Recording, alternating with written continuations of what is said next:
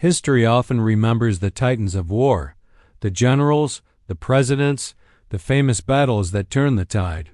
But war is fought not just by those in the headlines, but by countless individuals whose names and stories have faded into the whispers of the past.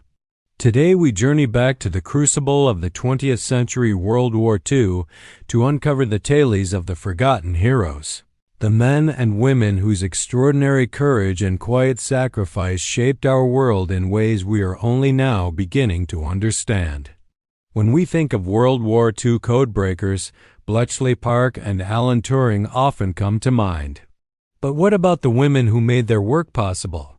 Thousands of women, known as the Wrens and members of the Auxiliary Territorial Service, operated the complex machinery, intercepted enemy signals, and performed the painstaking work of decryption.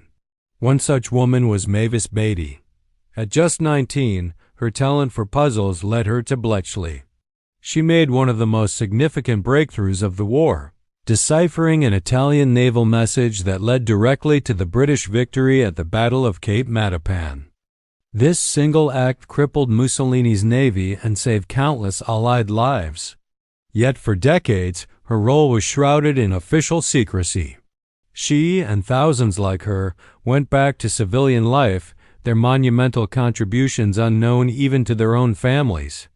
Their silence was a testament to their duty, their stories a hidden chapter of victory. Now, let's turn our attention to the Pacific Theater, to a group of men whose very language became an unbreakable weapon. The Navajo Code Talkers. In the early stages of the war, the Japanese military had a frightening ability to crack every code the U.S. forces threw at them. A solution was needed, and it came from a most unexpected place. Philip Johnston, a man who grew up on a Navajo reservation, proposed using the incredibly complex unwritten Navajo language as a basis for a code. Over 400 Navajo men were recruited. They could encode, transmit, and decode a 3-line message in just 20 seconds, a task that took machines 30 minutes. At Iwo Jima, 6 Navajo code talkers worked around the clock for 2 days, sending and receiving over 800 messages without a single error. Major Howard Connor, their signal officer, stated, "Were it not for the Navajos, the Marines would never have taken Iwo Jima. They were the ultimate secret weapon, their voices weaving a web of communication the enemy could never penetrate."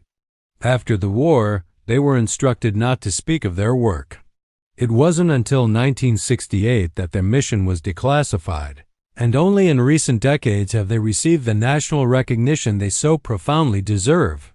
Courage wasn't confined to the battlefield. Deep within occupied Europe, ordinary people took extraordinary risks. Consider the story of Irina Sendler, a Polish social worker in the Warsaw Ghetto. Under the constant threat of discovery and death, she led a network of volunteers to smuggle Jewish children to safety.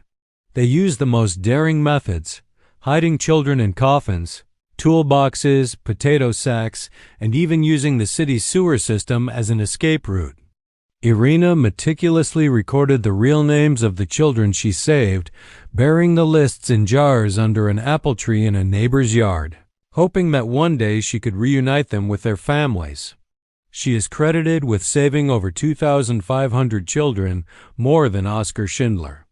In 1943, the Gestapo captured her.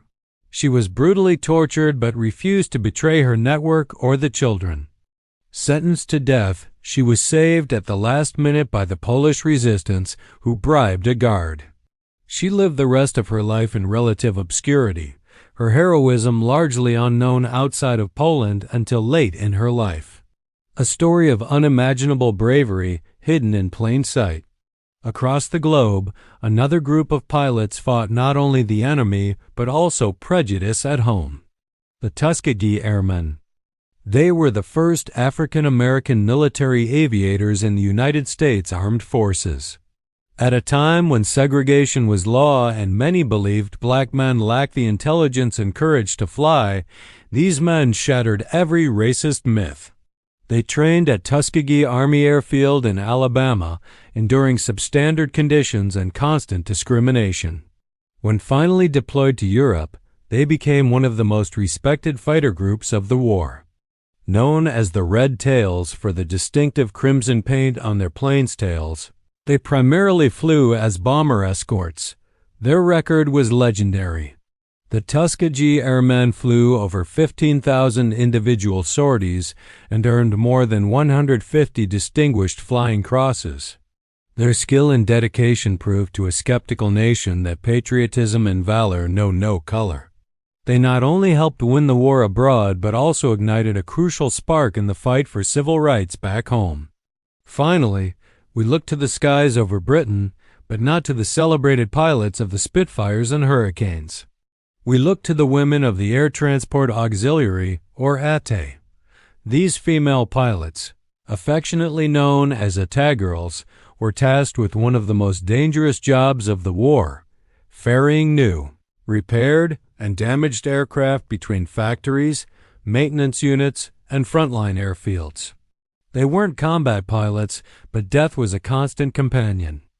They flew without radios or instrument ratings, navigating by sight alone, often in treacherous British weather. They flew every type of aircraft the RAF had, from the nimble Spitfire to the giant 4-engine Lancaster bomber, often with no more than a few notes on a card for instruction. Women like Pauline Gower and Amy Johnson pioneered the service, proving that women were just as capable as men in the cockpit. They freed up thousands of male pilots for combat duty, a contribution vital to the war effort. Yet, when the war ended, the ATE was quickly disbanded, and these trailblazing women were expected to return to domestic life, their high-flying heroism all but erased from the official narrative.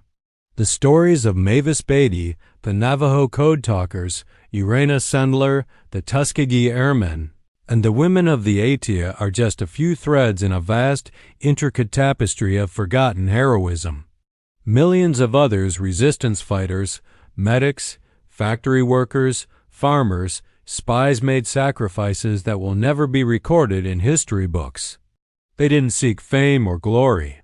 They acted out of a sense of duty, a love for their country, and a fundamental belief in what was right. Their legacy is not written in stone monuments, but in the very freedom we enjoy today.